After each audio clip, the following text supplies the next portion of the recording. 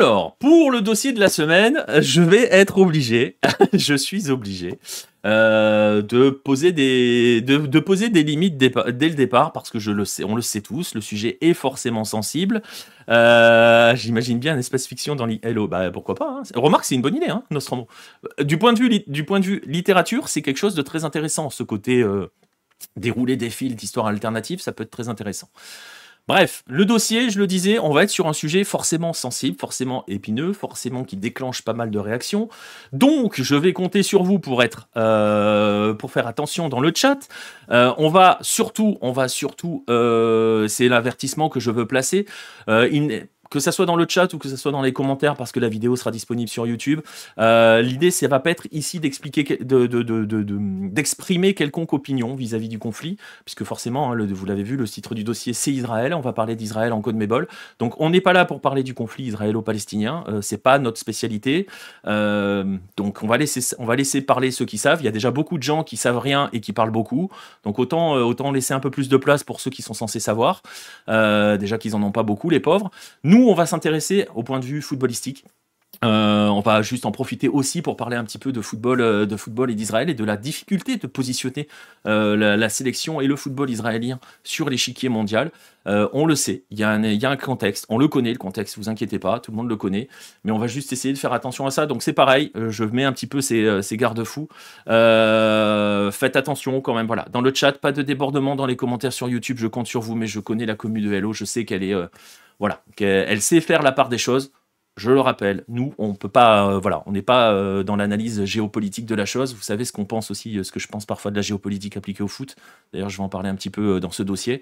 Voilà, on va s'intéresser donc à cette comment dirais-je, à cette annonce qui est tombée la semaine dernière, et qui est ce tweet de la Fédération israélienne de football, tweeté le 12 avril, ouais c'est ça, c'était il y a même 10 jours maintenant, et forcément qui a fait beaucoup parler sur les réseaux sociaux, vous le voyez, plus d'1 million de vues, etc. Ce fameux tweet que je vais vous traduire, parce qu'il est tweeté, il y a 3 blocs dans ce tweet. Si vous le voyez, si vous êtes sur YouTube, si vous nous écoutez juste sur les plateformes de podcast, voilà, il y a eu un tweet avec 3 blocs. Les 2 premiers sont absolument identiques, l'un est en espagnol, l'autre est en anglais. Le 3e est en hébreu et ne dit pas du tout la même chose. Et c'est là où ça devient intéressant. Alors, que dit ce tweet concrètement ? La Fédération israélienne de football exprime qu'elle est honorée de faire partie de la grande famille de la CONMEBOL. Et elle dit derrière, ensemble pour le bien du jeu et la fraternité. On va laisser la deuxième partie de côté, parce que c'est elle qui peut aussi entraîner bien des réactions. Il y en a eu déjà beaucoup. La première partie, honoré de faire partie de la grande famille de la CONMEBOL, est évidemment très entretient un certain flou. La troisième partie, je le disais, de ce tweet est en hébreu et explique que va un petit peu dans le détail, si vous voyez ce que je veux dire, de ce qui a été signé. Sur le tweet, il y a une vidéo et on voit ensuite Shino Moshe Suarez, qui est le président de la fédération israélienne, signer des accords avec Alejandro Dominguez, que vous voyez sur cette image au second plan. Dans la partie en hébreu du tweet, il est expliqué que la fédération de football et la CONMEBOL ont signé un accord de coopération historique, et il y a la déclaration du président qui dit « J'espère vraiment que l'équipe nationale israélienne fera bientôt partie de l'un des grands tournois organisés par la CONMEBOL et peut-être la Copa América ». Voilà le contenu de l'annonce. Pour aller plus loin, alors c'est très difficile de savoir ce qu'il y a sur le site de la fédération israélienne parce qu'on est bloqué, on ne peut pas y aller, j'ai essayé d'y aller, on ne peut pas. Mais tu vas voir, on va essayer de débunker un petit peu cela, Guillaume, parce qu'il y a quand même un peu de tout qui a été dit derrière. Et on va essayer de faire un petit peu la part des choses. On a pris le temps de bien regarder, d'attendre aussi les réactions. Et on va commencer donc par les 2 premières parties de ce tweet qui sont la même en fait, une seule et même partie, avec ce fameux honoré de rejoindre la grande famille de la CONMEBOL. Parce que, pour l'instant, et je dis bien pour l'instant, il n'est pas question d'envisager qu'Israël puisse quitter l'UEFA pour la CONMEBOL, même si cette première partie de message peut le laisser entrevoir. Notez, non je ne sais pas si c'est du cynisme ou quoi que ce soit. Notez que le tweet de la fédération israélienne tag l'UEFA pour les photos, mais dans les faits, il n'en est rien. Pour l'instant, en tout cas, il n'en est rien. Premièrement, parce que, je le disais à l'instant, rien n'a été annoncé de manière officielle par les instances. Du côté de l'UEFA, rien. Du côté de la FIFA, rien. Et pire, du côté de la CONMEBOL, absolument aucune communication. L'instance sud-américaine n'a posté absolument aucune nouvelle à ce sujet, n'a absolument rien annoncé sur ses réseaux sociaux. J'en profite pour saluer Alessandro qui vient d'arriver. Donc tout ça pour dire qu'il n'y a absolument aucune autre communication quant à cette information-là que ce tweet de la fédération israélienne, qui a depuis fait beaucoup parler. On a vu beaucoup de choses partir là-dedans. Et forcément, quand vous avez aucune communication officielle venant de la CONMEBOL ou des choses comme ça, vous allez où? Vous allez voir Alejandro Dominguez. Bon, pas directement, sauf si vous le connaissez, mais il suffit juste de suivre son compte Twitter, puisque Alejandro Dominguez aime beaucoup se mettre en avant, aime beaucoup tweeter, aime beaucoup expliquer à quel point il est un homme absolument fantastique. On rappellera qu'il a dansé des pas de danse, qu'il a tweeté des pas de danse pour annoncer avant la FIFA que un match de Coupe du Monde se déroulerait en Uruguay et un en Argentine pour la Coupe du Monde 2030. Bref, du côté d'Alejandro Dominguez, rien. Aucune annonce, aucun partage même de photos. Vous avez une photo ici du président de la fédération israélienne aux côtés d'Alejandro Dominguez et avec l'accord de partenariat signé. Rien. Alejandro Dominguez, son dernier tweet, et c'est assez rigolo d'ailleurs, c'est pour ça que je vais le souligner, donc n'a rien du tout partagé par rapport à l'annonce d'Israël, mais il a par exemple, ses dernières communications, c'est sa visite au Qatar et la signature d'un accord de collaboration avec le ministre des Sports du Qatar. C'est assez amusant quand on se souvient qu'en février dernier, 12 fédérations du Moyen-Orient, dont le Qatar, avaient appelé Israël à être à l'exclusion d'Israël des compétitions sportives. Tout cela pour dire donc que jusqu'ici, rien d'officiel, pas d'annonce de transfert d'Israël vers l'Amérique du Sud. Ça ne veut pas dire que c'est impossible, mais pour l'instant, il n'y a absolument rien d'annoncé, et même sur les plateformes médias de la CONMEBOL, etc., il n'y a eu aucune communication sur le sujet, ou en tout cas aucun autre détail sur le sujet. Au-delà de cette idée, se pose la question de savoir sur quels critères la CONMEBOL se base pour les invitations concernant les autres équipes. Le Qatar et le Japon ont probablement été invités sur des paramètres précis et mesurés par la CONMEBOL. Le Qatar, c'est tout simplement parce que c'est le sponsor de la compétition, hein, Nostromo. Donc, c'était le sponsor de la Copa América, donc faut pas aller chercher plus loin. Et là, tu vois, par exemple, Alejandro Dominguez a tweeté et a montré qu'il avait signé un accord de collaboration et de développement avec le Qatar. Tu peux tout à fait envisager que le Qatar va bientôt revenir à la Copa América, ce qui peut être intéressant. Mais on va en parler dans un instant des conséquences et de la Copa América, en focalisant forcément sur Israël, mais tu vas voir. Bref, je le disais, donc pour l'instant, il n'y a rien d'officiel, mais il est vrai que on va en profiter pour faire un petit peu de culture foot quand même, parce que on est sur lucarne opposée, on est toujours là pour faire un petit peu de culture foot. Sur le papier, en fait, c'est tout à fait possible, toutes ces choses-là. Tout est possible. Pourquoi c'est possible? Alors attendez, je relis 2-3 messages. Pareil en Gold Cup avec les pubs Qatar Airways, bien sûr. Au-delà des relations politiques très tendues entre Israël et plusieurs pays d'âme sud, notamment la Colombie, le Venezuela et même un degré moins le Brésil, la CONMEBOL va avoir du mal à assumer ce partenariat. Je vais en parler dans un instant de cela, Alessandro. Je ne vais pas parler de la Colombie, du Venezuela et même un petit peu le Brésil, parce que voilà, on est d'accord. Je vais focaliser sur le Chili où c'est encore plus brutal, tu vas voir. Donc voilà, je vais aller plus ma joie pour me comprendre. Mais non, tu vas voir. On va s'installer, on va faire un petit peu de culture foot et on va voir pourquoi sur le papier, dans l'absolu, c'est pas impossible. Pourquoi c'est pas impossible? Parce qu'on va rappeler qu'à la création de l'État d'Israël en 48, il y a la fédération israélienne qui est créée en même temps et qui prend la place, prenez le mot que vous voulez. Ne mettez aucune connotation à tout ce que je dis, ne mettez aucune couleur politique à tout ce que je dis, on n'est pas là pour ça, on parle de football, qui prend la place de la Palestine mandataire. Bref, cette fédération de football, elle est placée dans la Confédération asiatique, créée la même année, et dont elle est donc l'un des membres fondateurs. Donc, gardez bien à l'esprit qu'Israël est l'un des membres fondateurs de la Confédération asiatique de football. Et très rapidement, ça a posé des soucis dans sa zone. Forcément, il y a eu plusieurs problèmes sur différentes campagnes de qualification pour les Coupes du Monde, pour celle de 50, celle de 54, et le paroxysme, c'est 58, puisque en 58, absolument personne ne veut jouer contre Israël dans la Confédération asiatique.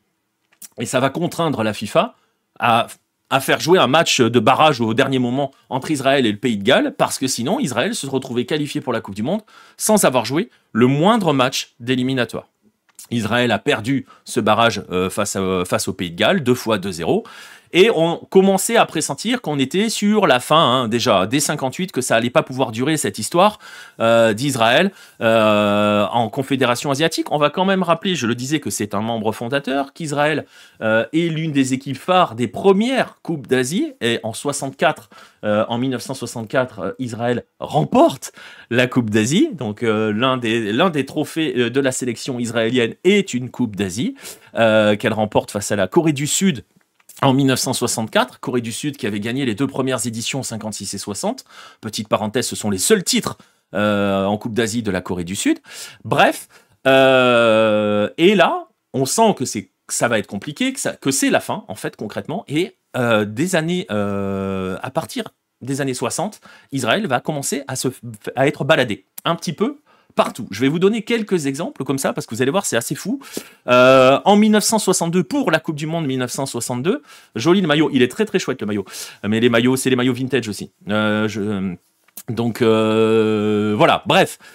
Je le disais, Israël va être baladé entre les confédérations. Pour la Coupe du Monde 1962, par exemple, elle se retrouve dans un groupe d'éliminatoires qu'elle partage avec Chypre, l'Éthiopie et l'Italie. En fait, c'est des matchs à élimination directe, premier tour, deuxième tour, etc. Tu vois, voilà, elle est éliminée par l'Italie, pardon. En 1966, Israël est carrément dans un groupe européen. Elle est en Europe, alors qu'elle n'est encore membre de l'AFC. Elle est en Europe puisqu'elle se retrouve dans un groupe avec la Belgique et la Bulgarie. Israël perd absolument tous ses matchs. En 1970, pour la Coupe du Monde 1970, elle se retrouve dans un mélange entre l'AFC et l'OFC. OFC, c'est Océanie, gardez bien en tête, parce que vous commencez à comprendre qu'on va un petit peu partout. Elle est dans un groupe, le groupe 2, dans lequel elle est censée affronter la Corée du Nord, qui finalement déclare forfait parce qu'elle ne veut pas jouer contre Israël, puis la Nouvelle-Zélande. Et Israël bat 2 fois la Nouvelle-Zélande, puis ensuite bat l'Australie, qui est aussi à l'époque un membre de l'Océanie, et faite alors sa première et unique participation à une phase finale de Coupe du Monde, la Coupe du Monde de 1970 donc. Elle est alors, donc, voilà, elle est dans cette espèce de mix AFC-OFC. Même chose en 74 et en 78. En 82, elle se retrouve en UEFA, puisqu'elle est dans un groupe avec l'Écosse, l'Irlande du Nord, la Suède et le Portugal. En 86 et 90, elle se retrouve en Océanie, purement en Océanie. Donc on se retrouve sur une sélection qui, à partir de 92, rejoint définitivement l'UEFA. Et on se retrouve donc avec une sélection, mine de rien, membre fondateur de la Confédération asiatique, qualifié pour une Coupe du Monde et ensuite participant à des qualifications pour la Coupe du Monde avec les représentants océaniens et qui finit par être désormais européen. Elle a déjà fait 3 confédérations, donc sur le papier, elle pourrait très bien en faire une 4e. La sélection à la carte platinum de toutes les compagnies aériennes, c'est clair. C'est clair. La Poel Tel Aviv a même été la première équipe à la rafler la C1 asiatique de mémoire. Oui, c'est possible. C'est possible. Bref, voilà, tout ça pour dire que c'est une sélection qui a l'habitude d'être un petit peu baladée partout. Alors, on va quand même voilà, on va appuyer sur le frein. De là à penser que la sélection va rejoindre l'Amérique du Sud, pour l'instant, non, c'est pure fantaisie. De là à envisager que les équipes israéliennes puissent affronter les équipes, et là je parle des clubs, les équipes de clubs d'Amérique du Sud.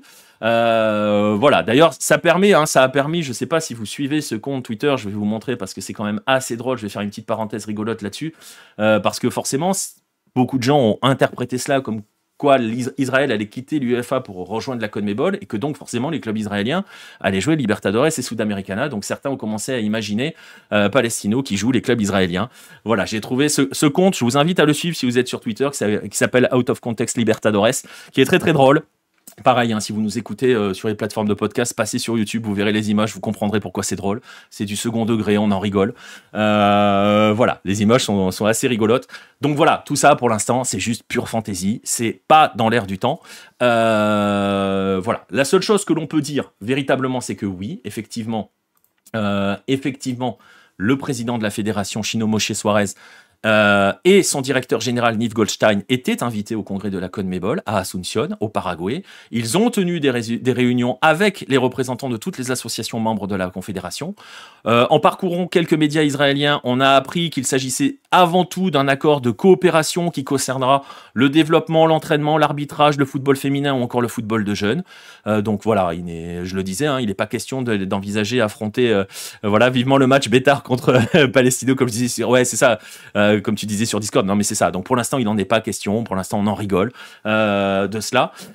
Par contre, attention, il y a cette possibilité, évidemment, qu'Israël puisse disputer la Copa América. Alors, pareil, on va débunker aussi un petit peu de ce côté-là. Il n'est pas question de voir Israël à la Copa América 2024, puisque c'est fait, les groupes sont faits, les qualifiés sont connus, donc il n'y aura pas d'Israël à la Copa América 2024. La question qui va se poser sera 2028, qui sera normalement organisée en Équateur. C'est pas sûr encore à 100%. Enfin, normalement, c'est Équateur, mais on ne sait jamais comment les choses peuvent évoluer. La situation est très compliquée en Équateur. Elle est toujours très compliquée en Équateur. Ça nous amène donc en 2028. Et revoyez bien, en remontant un petit peu, le tweet d'Alejandro Dominguez qui entretient des relations plus fortes avec le Qatar. Imaginez que les deux invités de 2028 soient Qatar et Israël. Ça serait quand même assez rigolo, mais le fait est que, et vous le savez si vous êtes des habitués de football latino-américain, parce que là pour le coup on peut dire latino-américain, voire même américain avec ce que devient la Copa América dans certaines situations, la CONMEBOL a l'habitude d'inviter des nations hors CONMEBOL. Elle l'a fait avec le Mexique, le Costa Rica, les États-Unis, avec les nations du Nord, la Jamaïque, les nations du Nord de la CONCACAF. Elle l'a fait aussi, on le disait, avec le Qatar et le Japon en 2019. Ça n'est pas totalement à exclure. Et 2028, c'est quand même très loin, très loin, et tout cela pourrait ne déboucher donc sur rien du tout. Avec les instances du foot, je préfère rester sur mes gardes, ils sont capables de tout, on est d'accord. Est-ce qu'une éventuelle invitation de la CONMEBOL vis-à-vis d'Israël peut donner une visibilité au football israélien? C'est une très bonne question, ça Nostromo, et justement, c'est magnifique, je crois que tu as lu mon conducteur, c'est fantastique. C'est clairement un petit peu vers quoi on peut aller sur cette partie-là, parce que c'est aussi de cela qu'il est question dans cette histoire. C'est comment la fédération israélienne peut continuer à donner de la visibilité à son football, comment peut continuer à développer son football, indépendamment du contexte. Mais voilà, elle a réussi ce buzz. Je ne sais pas si c'était voulu de faire un buzz avec une annonce qui entretient un petit peu le flou, mais attention quand même, parce que le prochain congrès de la FIFA, pareil, en mai prochain, qui a lieu à Bangkok, les dirigeants israéliens ont prévu, qui étaient présents à Asunción au congrès, n'étaient pas seuls. Ils étaient aussi avec Gianni Infantino qui était invité au congrès de la CONMEBOL. Ils l'ont rencontré et il lui aurait, d'après certains médias, demandé à ce que la question de la place du football israélien soit évoquée et essaye de voir comment la FIFA peut justement aider la fédération israélienne à gagner une place, à gagner une visibilité. Et il est vrai, dans un contexte où les footballeurs israéliens et le football israélien va de nouveau avoir beaucoup de mal à se trouver des adversaires. Mais attention quand même. Alors attends, je lis. Kylian Mbappé a déclaré vouloir jouer la Copa América pour se rendre compte d'une... Après, tu sais qu'à une époque, il avait été question d'inviter la France. Il avait été question d'inviter la France et l'Espagne pour 2019, avant de choisir Qatar et Japon, pour d'autres raisons. Mais il avait été question d'inviter la France et le Japon, et la France et l'Espagne en 2019. Voilà, pour la Copa América 2019. Ça avait été dans les tuyaux à un moment et ça ne s'est pas fait. Mais justement, cette histoire de visibilité, voilà, cet aspect un petit peu géopolitique du football, vous savez ce que l'on en pense ici. Surtout qu'on a lu un petit peu beaucoup de choses, on a vu des réactions, on a lu des choses qui ne sont pas forcément vraies. Parce que on a vu, par exemple, qu'on nous a dit que c'était plus simple pour Israël d'aller en Amérique du Sud, où la question du conflit israélo-palestinien n'était pas aussi centrale. Alors, détrompez-vous, ça a été évoqué un petit peu par Alessandro dans le chat, quand il parlait de la Colombie, du Venezuela et à degré moindre le Brésil. Dans certains pays avec un gouvernement de gauche aussi, c'est un petit peu plus compliqué.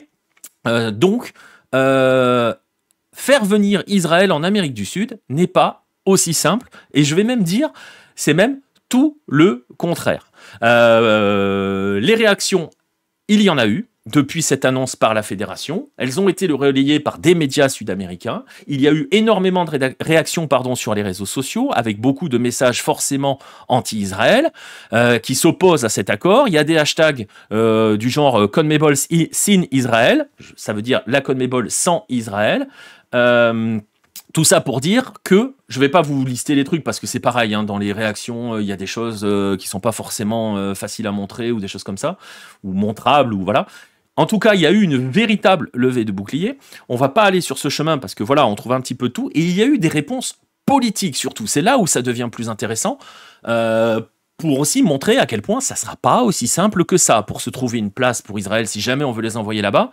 Les tweets anti-Israël apparemment viennent d'Argentine, source Le Matin, ils viennent d'un peu partout et on va parler, nous, des réponses politiques et on va s'intéresser à un pays en particulier. Et si vous êtes des habitués du football sud-américain et si vous êtes des habitués de lucarnes opposées, vous imaginez de quel pays il s'agit. Il s'agit du Chili. Je vais citer... oulala, elle est touchée, la question. Dans tous les pays, il y a aussi bien une communauté juive qu'une communauté d'origine palestinienne ou libanaise. Voilà, exactement, Alessandro, c'est exactement ça. Les communautés israéliennes et les communautés d'origine palestinienne ou libanaise, ou on va dire issues de feu l'Empire ottoman, puisque c'est de cela qu'il est question, sont extrêmement nombreuses, en particulier au Chili. Je vais vous montrer quelques réactions.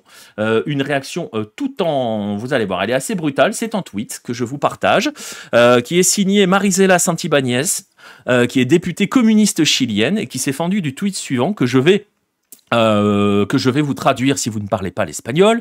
En tant que membre de la commission des sports, je ne peux ignorer les implications éthiques de la récente signature entre la CONMEBOL et Israël pour une coopération dans le domaine du football qui pourrait permettre à l'équipe israélienne de participer à la Copa América. Le sport devrait être un pont pour la paix et la justice et non une approbation d'actions que beaucoup d'entre nous considèrent comme des contraires aux droits de l'homme. Je pense que l'initiative de la CONMEBOL pourrait normaliser le siège et le génocide alors que la situation en Palestine exige au contraire des actions concrètes pour mettre fin à la guerre. Fin de citation. L'image, comme tu le dis, Guillaume, se suffit d'elle-même.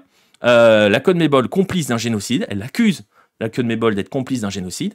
Il y a donc des réponses très très fortes au Chili. Pourquoi il y a des réponses très très fortes, notamment au Chili? Il y a eu une autre... avant de vous dire pourquoi, il y a eu aussi, politiquement parlant, une autre réaction par rapport à la situation du conflit israélo-palestinien et qui n'a rien à voir avec le football pour le coup, et qui est une réaction politique du gouvernement chilien de Gabriel Boric. Le gouvernement chilien a tout simplement exclu toutes les entreprises israéliennes de la FIDAE. La FIDAE, c'est une foire, la Foire internationale de l'air et de l'espace. En gros, c'est le principal salon de l'aérospatiale, de la défense et de la sécurité qui est organisé en Amérique latine. C'est un des plus grands au monde. Et donc, toutes les entreprises israéliennes en ont été exclues justement par rapport en raison du conflit. En raison du conflit, c'est pas à cause, c'est en raison du conflit. Nombreux députés de divers partis politiques avaient salué cette annonce. Nul doute que, il y en a beaucoup ont réagi aussi à la réponse de la CONMEBOL. Alors pourquoi c'est aussi important la réplique du côté du Chili? On va rappeler, et ça a été évoqué un petit peu dans le chat, communicado officiel et pour une fois pas du réel. Non, exactement.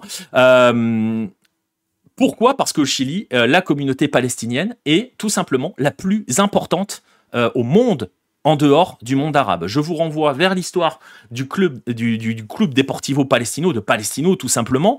On a évoqué en rigolant Palestino, mais Palestino est le porte-étendard de la Palestine, de la cause palestinienne, du territoire palestinien. On se souvient de toutes les polémiques entre guillemets qui avaient été générées par le maillot avec le numéro 1 qui reprenait les territoires palestiniens d'avant 48. Voilà, Palestino Et donc, le représentant de cette communauté palestinienne, qui est la plus importante au monde, je le rappelle, en dehors du monde arabe, elle est au Chili. Je vous renvoie aussi vers l'article de Boris, justement, Alessandro en parlait un petit peu dans le chat tout à l'heure, sur les Turcos, ces descendants des migrants venus de l'Empire ottoman, pour comprendre, pour bien comprendre tout cela, parce qu'ils sont arrivés au Chili, mais pas que, dans plein de pays sud-américains. Et donc, attention à l'heure d'analyser un petit peu la potentielle arrivée d'Israël en CONMEBOL, en Amérique du Sud. Ça ne sera pas plus simple qu'arriver en Europe ou plus simple qu'arriver en Asie, parce que le sujet, comme partout, est extrêmement clivant. Et non, l'Amérique du Sud n'accueillera pas à bras ouverts, comme ça a été lu, comme j'ai pu le lire ou l'entendre quelque part, au prétexte que ces pays-là sont en grande majorité chrétiens ou évangélistes, pour certains. Non, l'Amérique du Sud n'est pas insensible à ce qui se passe dans le conflit. Elle est même très engagée, avec des communautés qui sont très engagées. Tout est tout autant politisé que chez nous.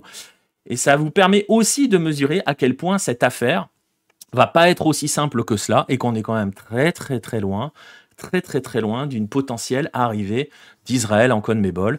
On verra aussi ce que signifie cette notion de partenariat pour le développement. Ça peut sous-entendre que les équipes vont jouer des matchs amicaux, que les équipes de jeunes vont venir faire des stages, que certains joueurs vont venir faire des stages en Amérique du Sud, des choses comme ça, et éventuellement que la sélection israélienne participera à la Copa América. Rendez-vous en 2028 pour le savoir, c'est encore très loin.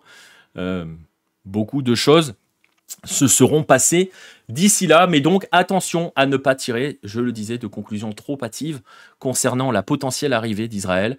Ça va être plus compliqué que cela.